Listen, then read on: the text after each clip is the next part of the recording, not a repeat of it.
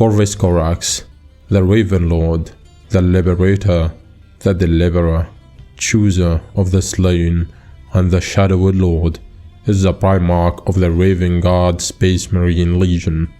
Corax presented a striking countenance, at least when he wished to be seen. His skin was alabaster white, and he was possessed of shoulder-length hair, as black as the feathers of his namesake, the Raven.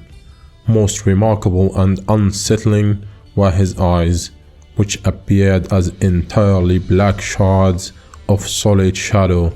His sable power armor was edged with fine golden figures, and upon his back was mounted a jetpack formed into a pair of articulated, raven-like pinions that he wielded as a murderous, blood-edged weapon of war. Though few even amongst his Gene sons know of this, Corax is blessed with the ability to pass unnoticed should he will it, this ability allowing him to slip from the perception of his enemies even when he was in plain view.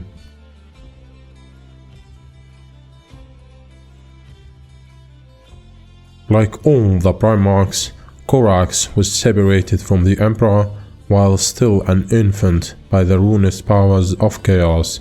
He was eventually discovered in a lightless chamber far beneath the surface of a barren moon called Lycaeus, the desolated but inhabitable moon of the planet Kiava. At this time, Kiava was a technologically advanced forge vault, providing its city-sized manufactoria with minerals extracted from the non-atmospheric moon by legions of mine slaves. Above the cavern was a mighty glacier, and the Primarch might never have been discovered at all were it not for the arrival of a team of Lycaean miners pursuing a mineral seam. The Primarch was taken in by the slaves and hidden from the mine's cruel overseers.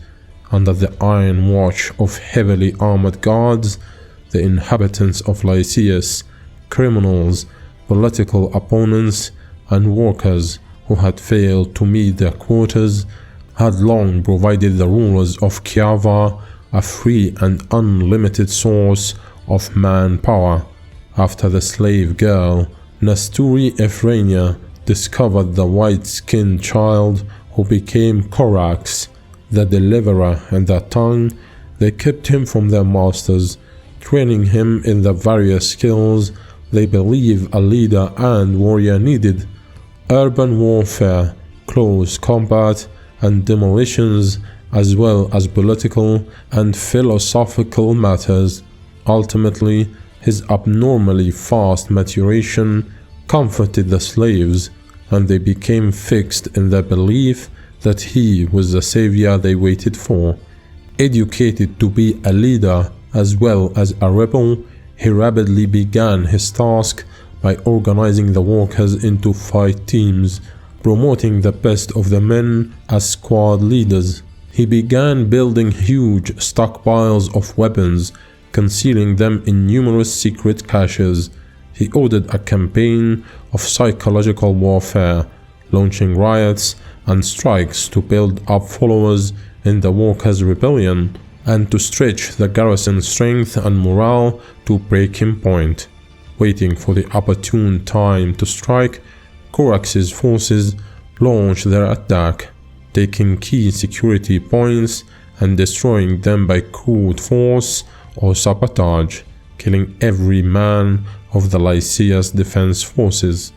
In yet another convergence of great events, it was in the immediate aftermath of the rebellion of the present moon Lycaeus and the opening salvos of the atomic bombardment of Kiava that the Emperor arrived in 922 M30 to reclaim his lost Gene son. Unlike events surrounding so many other such meetings, however, the Emperor came alone, without an expeditionary fleet of the Great Crusade, and the next solar day left alone. While it is known that the Master of Mankind and the 19th Legion's Primarch spoke for long solar hours. What passed between them remains a matter of conjecture. With the benefit of hindsight, some have claimed that the Emperor spoke to Corax of things moral humans. Even some other Primarchs were not yet ready to hear of the truth of those inhuman powers that seethe within the warp and the darkness soon to come. Certainly, it appears that when the full horror of the War Master Horus's treachery unfolded solar decades later, there were elements of it Corax seemed to have been forewarned of, though he only ever passed such knowledge on to his forces as and when they needed and were ready to assimilate it. Whatever the truth, one thing is known to have passed between father and Jean's son that night. The Emperor would leave Corax to complete his mission and to defeat the tech girls of Kiava. Only later would he be ready to assume command of his legion.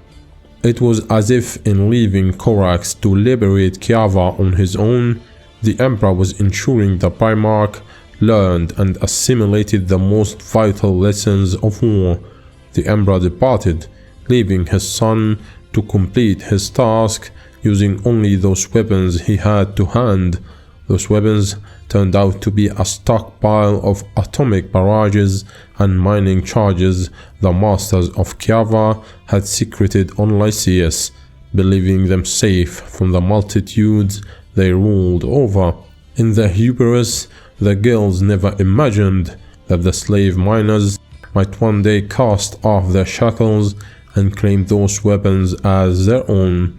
Even as the girls sought to launch a counterattack against the massively outnumbered freedom fighters, Corax knew the terrible order he must give. Using the steep gravity will that tethered Kiava and its moon, the Primarch committed to a full-scale atomic bombardment of the vast manufactory cities below. Even as the atomic fires blossomed on the face of Kiava, Corax demonstrated that by slaying thousands, millions would be saved. This, some would later claim, was the lesson the Emperor meant Corax to learn, and one that would temper his nature against the numerous challenges few but the Primarchs of the Legions Astartes can fully comprehend.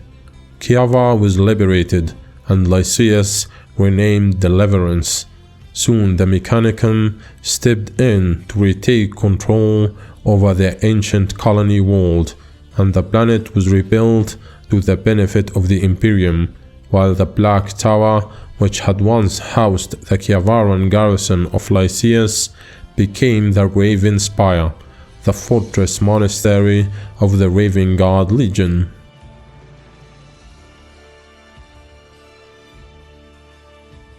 By the time the Raven Lord took command of his legion, the Great Crusade was over a Terran century old. Corax was quick to impose the style of war he had perfected on Lycaeus over that which had come to define the 19th Legion, melding stealth and guile with vigilance and swiftness. It was during these early years that much of the native demeanor of the old 19th Legion, particularly the more cold-blooded ways of the Zerek tribes who had formed its original Terran intake of Astartes, was purged. The Legion had so often served in oppression, repression, and occupation forces that Corax saw in some of the Terrans of his 19th Legion something akin to the slavers of Lycaeus. Several of the Legion's highest-ranking officers were displaced or reassigned to non-command roles, including Arcas Fall, who had commanded the 19th Legion as its Legion Master for 3 solar decades before the coming of the Raven Lord.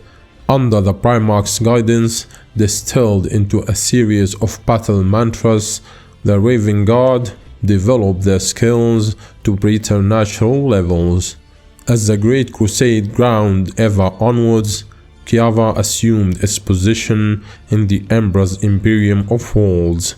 While its output was not equal to that of a fully fledged Forge World of the Mechanicum, with the aid of the tech priests of Mars, its forges and manufactories produced and exported vast quantities of material, as well as a number of the more specialized machines and weapons required by the Raven Guard Legion. The Guild artificers attempted to retain their closest secret from the Mechanicum with some small measure of success, and clung on to their independence from Mars. Having remained self-sufficient throughout the lonely Dark Ages, Kiava remained unwilling to cede its secrets to outsiders, the only authority it recognized being that of the Raven Guard. Of all the Mechanicum's subsidiary domains, Kiava maintained relations with only one, Griffin IV. The terms of this relationship remain unclear, but because the Legio Griffonicus fought alongside the Raven Guard throughout several of its larger-scale campaigns, it can be assumed that some manner of mutual pact was and perhaps still remains in place.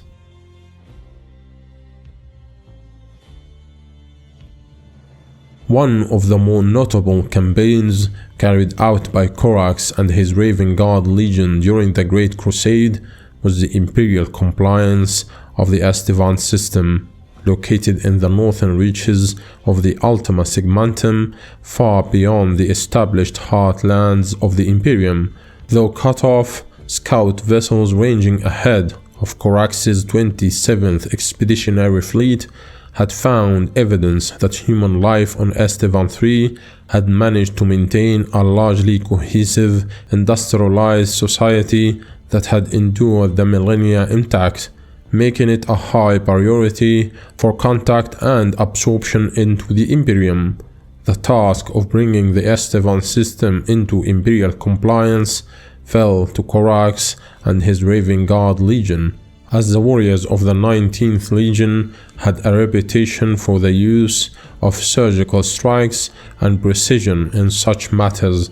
The black-hulled strike cruisers and gunships of the Raven Guard attacked without warning, systematically destroying Istvaan III's military infrastructure and taking charge of its seats of governance. An Istvanian delegation formally surrendered before the primarch Corax and the 800 companies of the Raven Guard Space Marines that comprised his 19th Legion.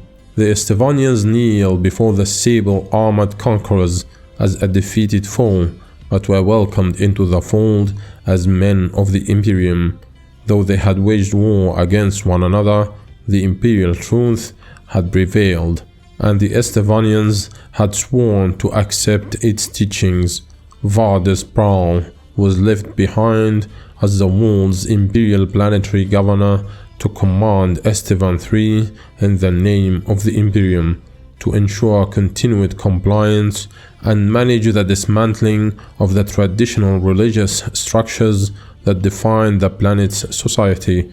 The established capital, located at the sprawling proto-hive of Kree Vanak, Istvaan III's political and cultural capital, Coral City, was chosen as the site of imperial power.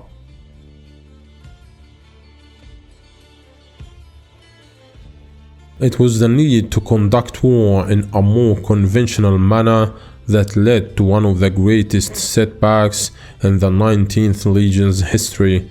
Soon after Horus was declared the Imperial War Master, the Occam Sothis cluster had been brought to Imperial compliance by the Lunar Wolves in the opening years of the Great Crusade, but its people had fallen to a form of mass psychosis and violently rejected unity with Terra.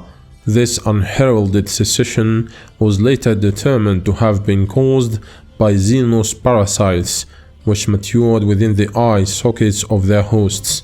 As they matured, the parasites gained rudimentary control over their hosts and formed what amounted to a wholly alien, Gestalt consciousness focused on a cabal of primary hosts dubbed the Unsighted Kings. Horus had formulated a plan to cast down the Unsighted Kings in a lightning war. The War Master's plan called for the bulk of 4 legions: the Lunar Wolves, Space Wolves, Iron Warriors, and Raven Guard, to converge on the heavily fortified lair of the Unsighted Kings before a final overwhelming assault was launched. Corax mustered the Raven Guard before Gate 42. Corax assigned many of his Terran-dominated companies to the vanguard, in particular those whose captains appeared the most willing to play their part in the War Master's plan. The assault that followed was hailed as the Legion's darkest hour. At the height of the battle, the assault companies were decimated, and the attack faltering in the face of overwhelming fire. Corax himself led the Forlorn Hope, his battle cry firing the 19th Legion to such efforts that the breach was carried and Gate 42 taken. The honor of slaying the Unsighted Kings was claimed by Horus as War Master, and at the moment of their execution, the Xenos' hold over the population was dispelled. The Akim Sothis cluster was delivered, and the War Master's prize was reclaimed. The cost was terrible, however. Thousands of Raven Guard, the bulk of them Terran-born, had given their lives before the shattered walls. The 19th Legion was sorely depleted, leaving only 80,000 legionnaires under the Primarch's command, and making it the smallest of the Legion's Astartes. Corax removed himself and his legion from his brother's command, swearing bitterly never to serve alongside Horus again.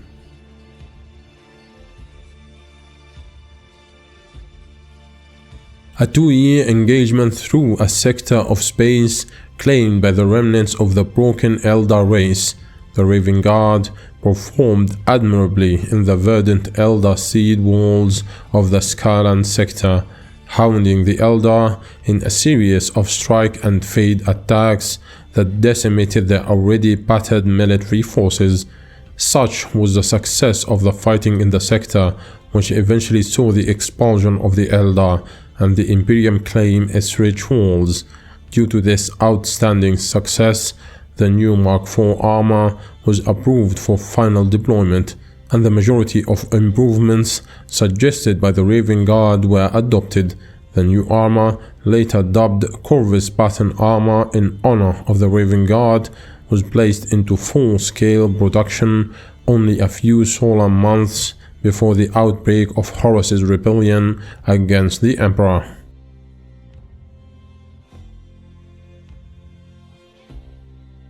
During the drop site massacre on Istvaan V, the Loyalist Iron Hands, Salamanders, and Raven Guard legions were deployed in the first wave of the assault against the known traitor legions: the Lunar Wolves, the World Eaters, the Emperor's Children, and the Death Guard.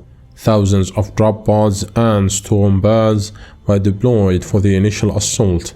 The first wave was under the overall command of the Primarch Ferrus Manus, and besides his own 10th Legion, the Salamanders led by Vulcan and the Raven Guard under the command of their Primarch Corax joined them.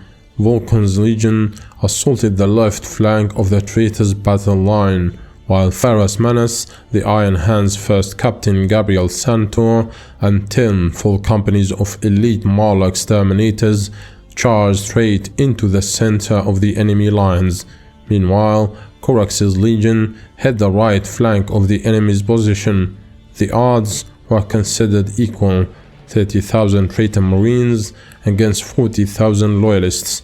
Horus was aware of the location of the loyalists' drop site, and his troops fell upon the loyalist legions. The battlefield of Istvaan V was a slaughterhouse of epic proportions. Treacherous warriors, twisted by hatred, fought their former brothers in arms, in a conflict unparalleled in its bitterness. The mighty Titan war engines of the Machine Guard walked the planet's surface, and death followed in their wake. The blood of heroes and traitors flowed in rivers, and the hooded heretics, adepts of the Dark Mechanicum, unleashed perversions of ancient technology stolen from the Eurasian technocracy to wreak bloody havoc amongst the loyalists. All across the Urgal Depression, hundreds died with every passing second. The traitor forces held, but their line was bending beneath the fury of the first loyalist assault. The forces on the surface have been embattled for almost 3 hours with no clear victor emerging. The traitors all knew their parts to play in this performance. They were all aware of the blood they must shed to spare their species from destruction and install Horus as the new master of mankind. Though the Iron Hands, Raven Guard and Salamanders had managed to make a full combat drop and secure the drop site known as the Urgal Depression, they did so at a heavy cost. Overwhelmed with rage, the headstrong Pharaoh's Manus disregarded the counsel of his brothers Corax and Vulcan and hurled himself against the fleeing rebels, seeking to bring Fulgrim to personal combat. His veteran troops, comprising the majority of the 10th Legion's Terminators and Dreadnoughts, followed. What had begun as a massed strike against the traitor's position was rapidly turning into one of the largest engagements of the entire Great Crusade. The Urgal Depression was churned to ruination beneath the boots and tank treads of countless thousands of Astartes warriors and their legion's armored divisions. The loyal primarchs could be found where the fighting was thickest. Corax of the Raven Guard, borne aloft on black wings, bound to a fire-breathing flight back.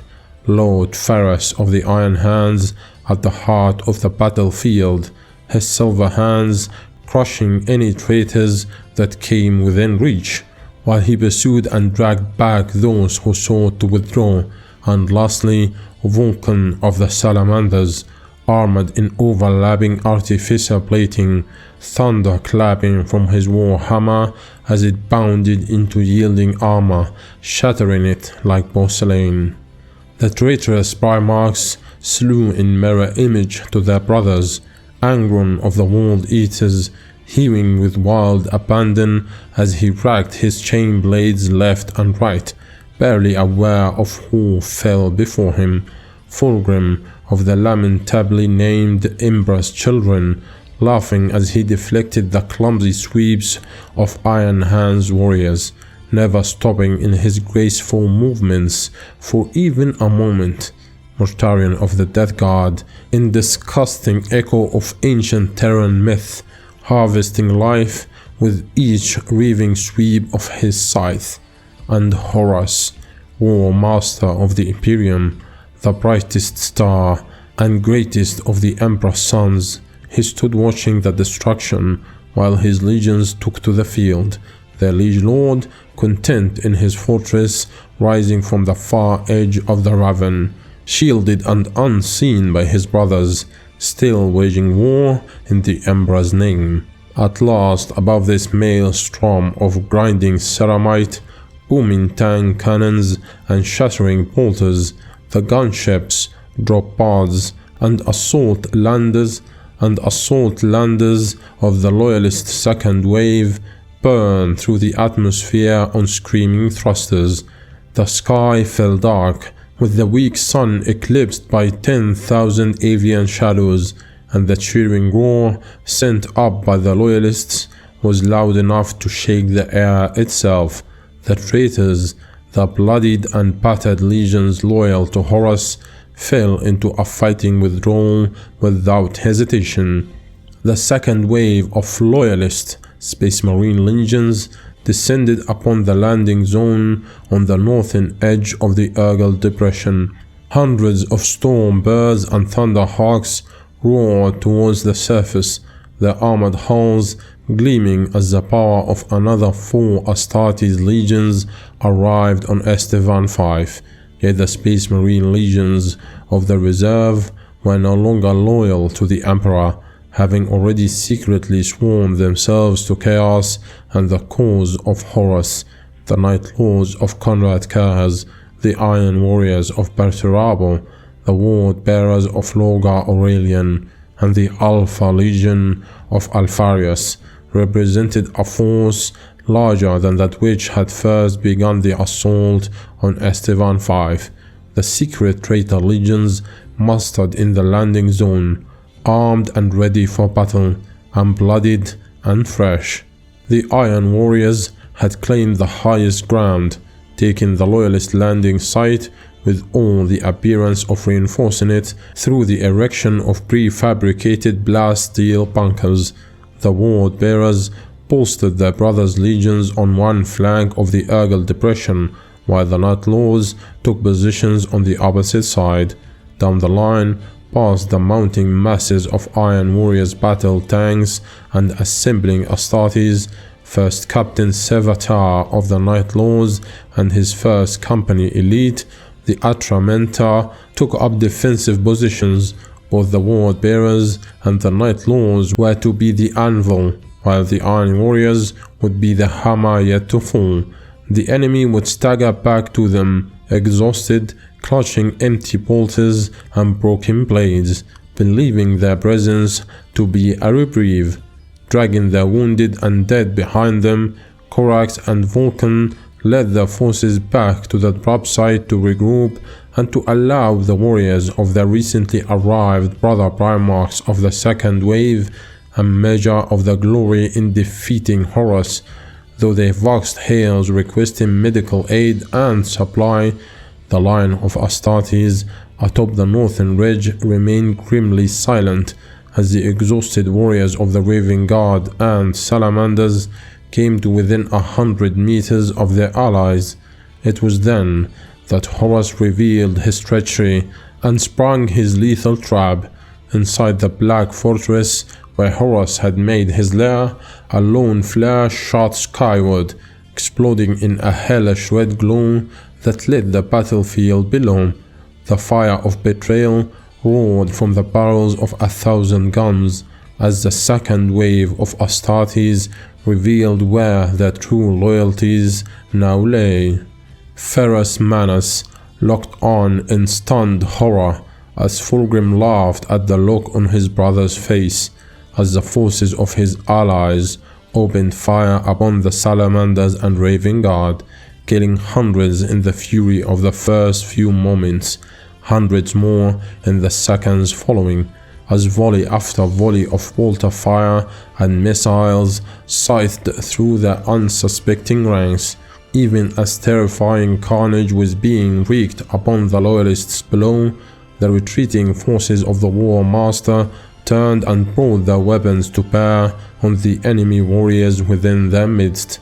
Hundreds of World Eaters, sons of Horus, and the Death Guard fell upon the veteran companies of the Iron Hands, and though the warriors of the 10th Legion continued to fight gallantly, they were hopelessly outnumbered and would soon be hacked to pieces. The Iron Hands had damned themselves by remaining in the field. The Raven Guard front ranks went down as if scythed, harvested in a spilling line of detonating bolter shells, shattered armor and puffs of bloody mist. Black-armored Astartes tumbled to their hands and knees, only to be cut down by the sustained volley, finishing those who fell beneath the initial storm of head and chest shots. Seconds after the first chatter of bolters, beams of achingly bright laser slashed from behind the Ward Bearers as the cannon mounts of land raiders, predators, and defensive bastion turrets gouged through the Raven Guard and the ground they stood upon. The Iron Warriors and Ward Bearers kept reloading, opening fire again, hurling grenades, and prepared to fall back. The Ward Bearers Legion had taken up landing positions on the west of the field, ready to sweep down and engage the Raven Guard from the flank.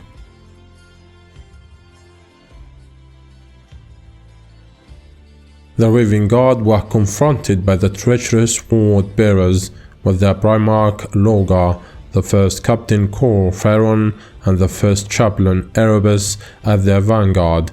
The two legions fought one another in bitter combat. Amidst the carnage and the slaughter, the anger of a demigod was released. Beyond anger, beyond rage, it went beyond both, for it was wrath in physical form. Lord Corax, primarch of the Raven Guard, charged into the ranks of the traitorous sword bearers, a blur of charcoal armor and black blades, butchering with an ease that belied his ferocity. Soon the voices of dying sword bearers became a conflicting chorus over the vox as they screamed for help. Argeltal, the Crimson Lord and leader of the demon-possessed Astartes, known as the Gal Vorpak, Logar's blessed sons, led the possessed Chaos Space Marines forward to meet the end at the hands of a demigod. Meanwhile, Logar mirrored his brother Primarch's actions and slaughtered enemy Astartes with contemptuous ease. Just as the ward bearers struggled to stand before Corax, so too did the Raven Guard fall back and die in droves. Suddenly, the Urizen halted his attack. He noticed that Corax was wading through the Gal Vorpak, ripping his demon-possessed Crimson warriors apart. Given a blessed respite from the Primarch's murderous advance, the Raven Guard were falling back from him in a black tide. They left their dead in a carpet at the Primarch's feet. Despite the protestations of both Corvus and Erebus, Logar disregarded their counsel and sprinted forwards across the churned earth and dead bodies of his brother's legion to engage in a battle he had no hope of winning. He saw his brother, a man he had barely spoken to in 2 centuries of life, a man he barely knew, butchering his sons in a vicious rage. There was no thought of conversion, no hope of bringing Corax into the fold, or enlightening him enough to seize this murderous rampage. Logar's own anger rose to the fore, burning away the passionless killing of only moments ago. As the Ward Bearer's Primarch hammered his way through the Raven Guard to reach his brother, he felt power seethe within him, aching to rise out. He felt his unchained power reaching out, not only to enhance his physical form, but reaching to his sons across the battlefield. And there he stood at the heart of the killing fields, winged and hallowed by amorphous contrails of psychic fire, shouting his brother's name into the storm. Corax answered with a shriek of his own, the call of the betrayer, the cry of the betrayed, and the raven met the heretic in a clash of Crozius and Clone. The Primarchs fought in furious combat, Corax fighting to kill, while Logar fought to stay alive. During the duel, Corax hurled insults and accusations at his former brother. He wanted to know why Logar and his legion had committed such treachery.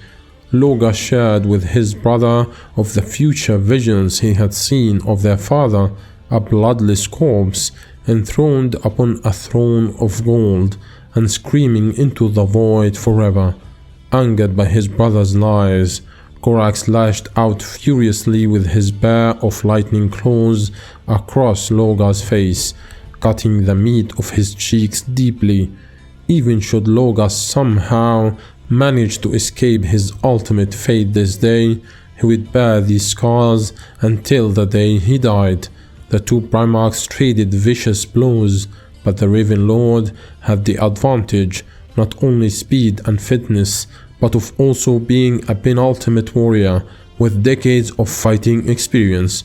Logar did not, for he had always been more of a scholar than a warrior, and his lack of experience cost him dearly as Corax impaled Logar through his stomach, the tips of his meter-long talons glinting to the side of his spine as they thrust out his back. Such a blow meant little to a primarch. Only when Corax heaved upwards did Lorgar stagger. The claws bit and cut, sawing through the ward-bearer's body. Lorgar's bowed scepter maul illuminarum slipped from the impaled primarch's fists. Those same hands wrapped around Corax's throat, even as the Raven Lord was carving his brother in half. Even as he tightened his grip on Corax's throat, the Raven Lord remained untroubled by his weaker brother's grip. Lorgar crashed his forehead against Corax's face, shattering his brother's nose, but still he couldn't free himself. The Raven Lord gave no ground, even as a second, third, and a fourth headbutt decimated his delicate features. The claws jerked, snagged against Lorgar's enhanced bones. Corax tore them free, inflicting more damage than the first impaling had done. Blood hissed and popped as it evaporated on the force-fielded blades. Lorgar fell to his knees, hands clutched over the ruination of his stomach. As Corax stepped closer, he raised his one functioning claw to execute his brother. Lorgar screamed his defiance at Corax, lost in the irony that of all the sons of the Emperor, he was the one soul in 20 who'd never wished to be a soldier, and now here he would die at the heart of a battlefield. As the claw fell, it struck opposing metal. Corax looked to meet eyes as black as his, in a face as pale as his own. His claws strained against a mirroring weapon, both sets of blades scrapping as they ground against each other, one claw seeking to fall and kill, the other unyielding in its rising defense. Where the Raven Guard Primarch's features were fierce with effort, the other face wore a grin. It was a smile both taut and mirthless, a dead man's smile. Once his lips surrendered to rigor mortis, it was Conrad Curze. Corax sought to wrench his claw free, but the Night Haunter's second gauntlet closed on his brother's wrist, so that Corax would be unable to fly away and escape his fate. Curze looked upon his prostrate brother and ordered him to rise from his knees. Disgusted at his cowardice, Corax was not idle as this exchange took place. He fired his flight pack, burning his fuel reserves to escape Curze's grip. The Raven Lord's claw ripped free, and Corax soared skyward, carried on jet thrust, away from Curze's rising laughter. Curze then shoved Lorgar back towards his ward bearers. Around them both, the Grey Legion warred with the warriors in black. Lorgar thanked his brother for saving his life, but Curze warned him that he would let him die next time. As he bit out another retort, his words halted as he took in the scene of the transformed Gal Vorbak.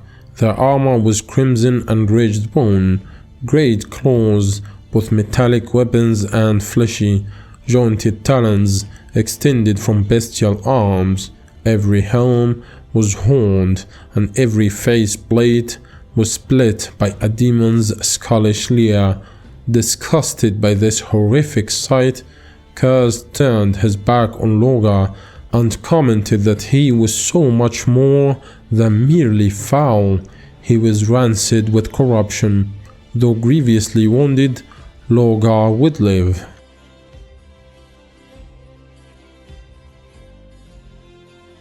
The outnumbered loyalists were then surrounded and brutally butchered. Refusing to surrender, the remaining Raven Guard and Salamander's Astartes stubbornly defended themselves, trying to hold off the inevitable slaughter for as long as possible. Though they suffered an atrocious number of casualties, the Loyalists managed to hold their own until the Primarchs Mortarion of the Death Guard and Angron of the World Eaters joined the fray. bolstered by the support of the infamous Imperator-class Titan Dias Era. The traitors killed tens of thousands of loyalist Astartes. At the height of the massacre, the War Master Horus entered the fray at the head of the elite Sons of Horus Terminators known as the Justarian, slaughtering the loyalists in wrathful anger. Any hope for escape for the loyalists was quickly crushed when the traitorous Iron Warriors destroyed the first wave's dropships. The loyalist starships, still orbiting the embattled planet, were also largely annihilated by the vastly superior numbers of the traitors' fleet. Despite the odds arrayed against them, some of the loyalists on the ground managed to survive against these odds. They miraculously escaped through the tightening cordon of traitors that surrounded their position. The Raven Guard fared better than the Salamanders in escaping the brutal massacre, but the Salamanders managed to assist a few surviving Astartes from the decimated Iron Hands Legion to also escape the slaughter. The Raven Guard's primarch just barely managed to board a fleeing Thunderhawk gunship to make good his escape, but was thwarted in the attempt when it was shot down almost immediately by the gunfire of the traitors. The badly damaged ship crashed on the outskirts of the Urgal Plateau. Corax had survived the crash and quickly ordered the remaining warriors of his legion to regroup. He learned to his shock that a large percentage of his legion had been utterly annihilated during the ensuing slaughter. They took to the highlands of the surrounding hills and took to the shadows, hiding from their relentless pursuers. During their flight, their position was nearly discovered by a roving armor column of traitorous Iron Warriors, but they were destroyed in a Raven Guard ambush and wiped out before they could report what they had learned. 30 days after the initial planetary assault, the future looked grim for the fleeing Raven Guard survivors. They had received no word from either the surviving Iron Hands or Salamander's legions. Corax ordered his warriors to dig in and hold position at Lurgan Ridge, while he undertook a lone reconnaissance of their original drop site to determine their options. Utilizing his innate psi abilities to escape detection, Corax successfully conducted a reconnaissance of the traitor legion's positions around the heavily fortified drop site, though the Primarch informed his men that his mission was to reconnoiter the drop site. His primary objective was to scour the Urgal Plateau for the bodies of his fallen sons, but he failed to find them. After 98 days of relentless pursuit, the Raven Guard survivors were finally backed into a literal corner. Caught upon the wind-swept mountainside, Corax's legion remained resolute. Behind the peak stretched the great salt plains that had forced them into this last defiant stand. Ahead of them massed the might of the World Eaters, the rage-driven Astartes legion of Angron, who strode at the head, roaring for the blood of his brother. A sea of white and blue World Eaters Astartes, spattered with the red of gore, swept up from the valley, intent on the destruction of the Raven Guard. Maddened by their neural implants and driven into a battle frenzy by inhuman cocktails of stimulants, the berserk warriors of the World Eaters bounded up the sloping mountainside, while the tanks and guns provided covering fire. Every warrior bellowed his eagerness to fulfill the blood oaths he had sworn to his Primarch. But before they could utterly eradicate the surviving Raven Guard Astartes, the World Eaters were attacked from an unexpected quarter. Broad-winged aircraft plunged down from the scattering of clouds, missile pods rippling with fire. A swath of detonations cut through the ranks of the World Eaters, ripping through their advance companies. Incendiary bombs blossomed in the heart of the approaching army, scattering white-hot promethium over the steep slopes. Corax looked on with suspicion as blistering pulses of plasma descended from orbit, cutting great gouges into Angron's legion. The roar of jets became deafening as dropships descended on pillars of fire, black dropships emblazoned with the badge of the Raven Guard. The legionnaires scattered to give the landing craft space to make planetfall. As soon as the thick hydraulic legs touched the ground, the ramps wind down and boarding gateways opened. The Raven Guard met their rescuers in stunned disbelief. These dropships were part of a desperate rescue mission that had been devised by Commander Bran, a Raven Guard captain who had been left in charge of the Legion's homeworld of Deliverance. Without further delay, the Raven Guard survivors quickly prepared for embarkation and escaped aboard the dropships, breaking for orbit and leaving behind the frothing berserkers of the World Eaters, their angry primarch futilely baying for blood.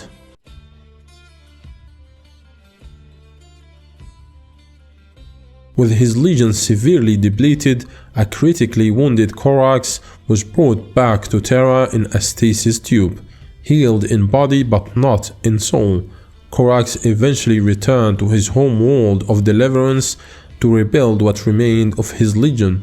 While traveling from Istvaan V, Corax dwelt upon why he had fled from the confrontation with Conrad Curze and Lorgar, and realized that he had felt fear when facing the Night Haunter, not fear of death, but the realization that but for a twist of fate, Corax could have landed upon Nostramo instead of Lycaeus, and become a monster as savage as Curze.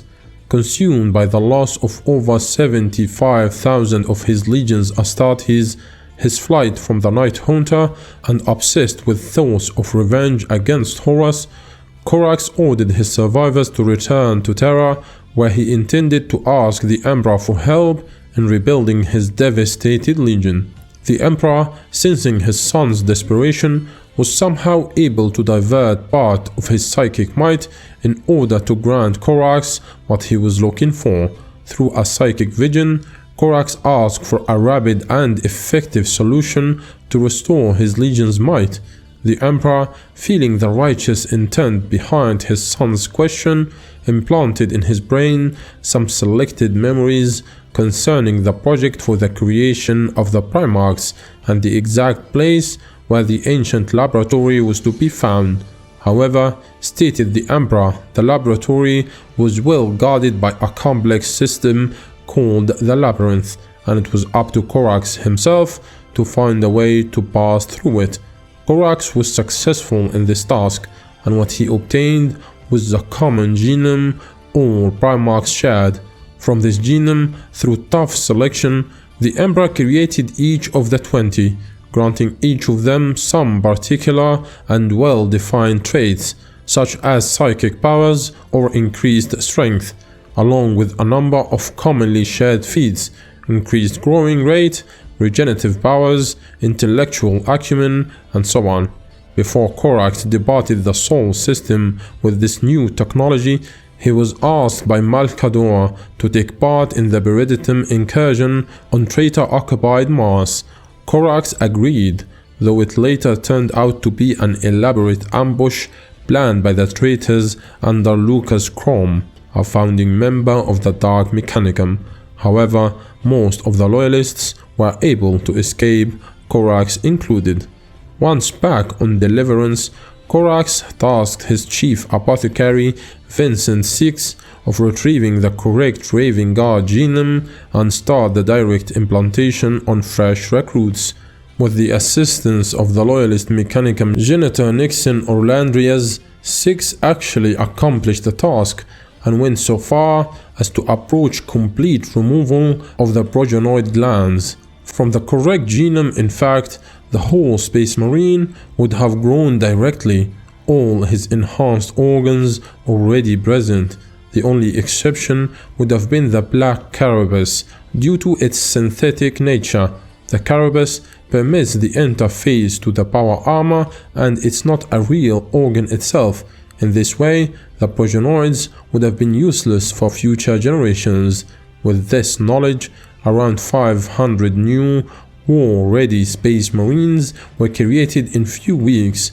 It is at this point that an infamous treachery took place.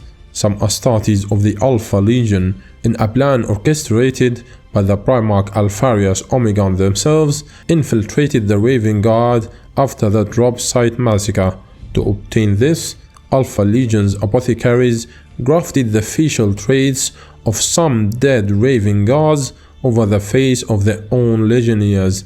The objective was to hinder the Raven Guard using their obtained knowledge, as this would have displaced the balance against Horus's forces, said by Cabal emissaries. Of course, since free to act as best suited, Alpharius Omegon had in mind also to recover the secret knowledge in order to expand their legion too.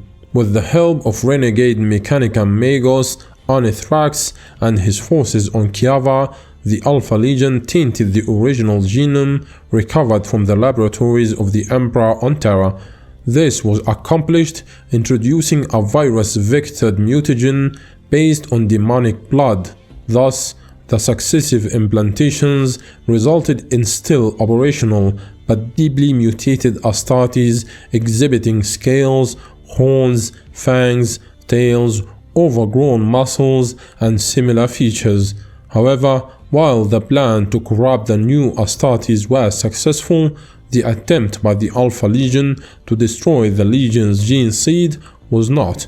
After this outburst of mutations and the discovery of the Alpha Legion infiltrators, Corax decided to stop the rebuilding of the Raven Guard and led his warriors, along with all the war-capable mutated marines, with small squads, striking like lightning on the enemy weak spots.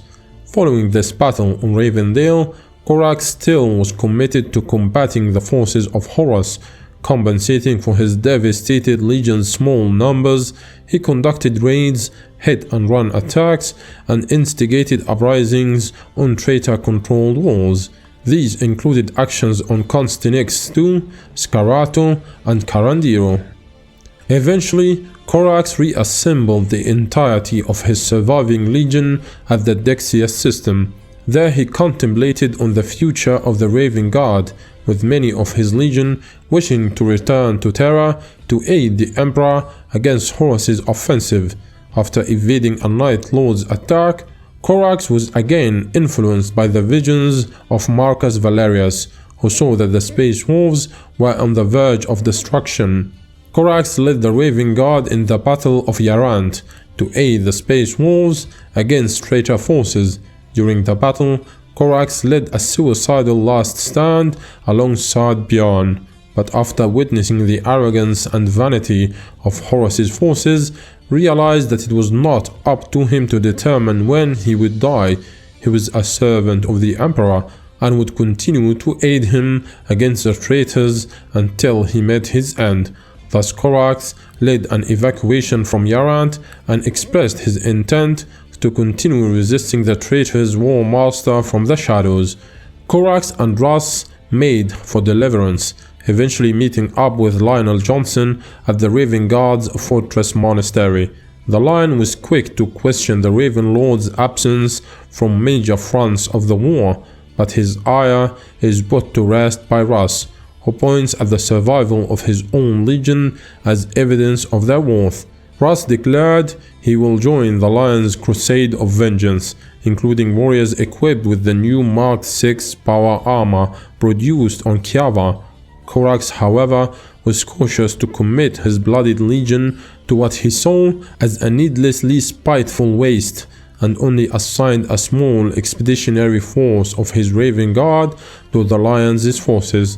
Even in this role, Corax's forces were used to eliminate key enemy targets ahead of the main Dark Angel's fleet in order to spare entire worlds from annihilation.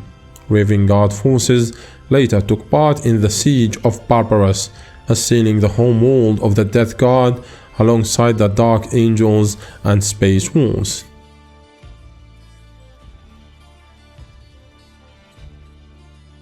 After the Horus heresy, Corax remained unable to forget the growling monstrous aberrations of humanity that he had personally created. By the time Corax finally managed to rebuild his legion to anywhere near its pre-heresy strength, the Horus heresy had ended, and Robert Guilliman's Codex Astartes required that the legion be split into smaller, more flexible 1000 Astartes units known as chapters. Never again would one man wield the power of an entire Space Marine legion. Knowing that Guilliman's vision was true and necessary, Corax grudgingly split his remaining forces into the new second founding successor chapters, but after pondering for solar hours as to what should be done to atone for his sins, he decided to administer the Emperor's peace to the remaining aberrant Raven Guard mutants personally, praying for both their souls and his. Racked with guilt following the executions, Corax locked himself in his personal chamber in the Raven Spire, the Raven's Tower, begging for the recently ascended Emperor's mercy. Nobody knows if Corax received the absolution he prayed for, but a standard year to the day after he had locked himself in the Raven Spire, he left the tower and the world of deliverance itself on a course toward the Eye of Terror, never to be seen again within Imperial space. His last recorded words were nevermore.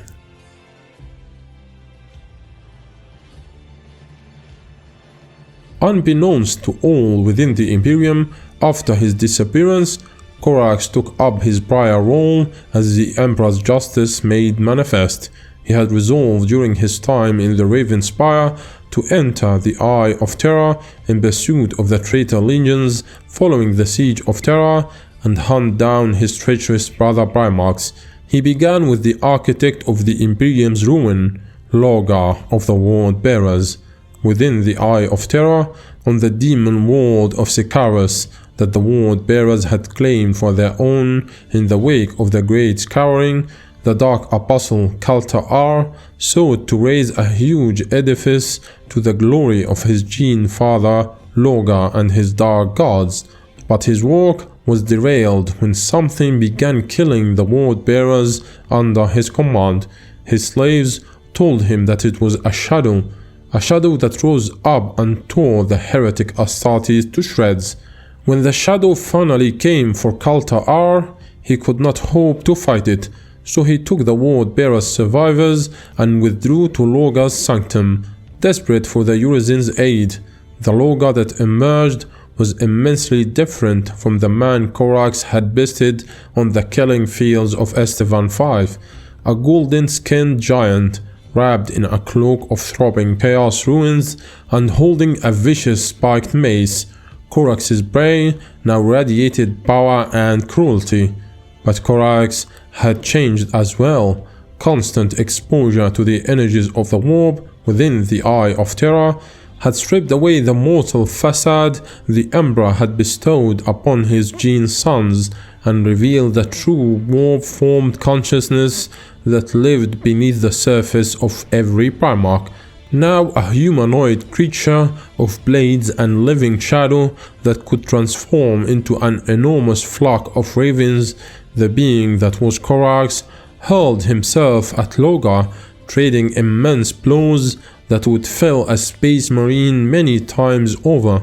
The two demigods battled back and forth across the massive temple to the ruinous powers, but as before, the Raven Lord gained the upper hand. Summoning a nimbus of power, Lorgar forced back his black-eyed tormentor and staggered into the Templum Inficio. At the tower in the heart of everything, Lorgar plunged into a hidden chamber and slammed the obsidian doors behind him. Screaming his rage and frustration, Corax swore to Lorgar that even if it took millennia, he would hunt down the Urizen and tear him limb from limb. On the black door, blocking the Raven Lord from his prey, two runes flared into being, spelling out a simple message: deny fate. Alright guys, hopefully you enjoyed this. If you did, hit that like button, leave a comment for the algorithm, and don't forget to subscribe to stay tuned for more of Warhammer 40,000 lore.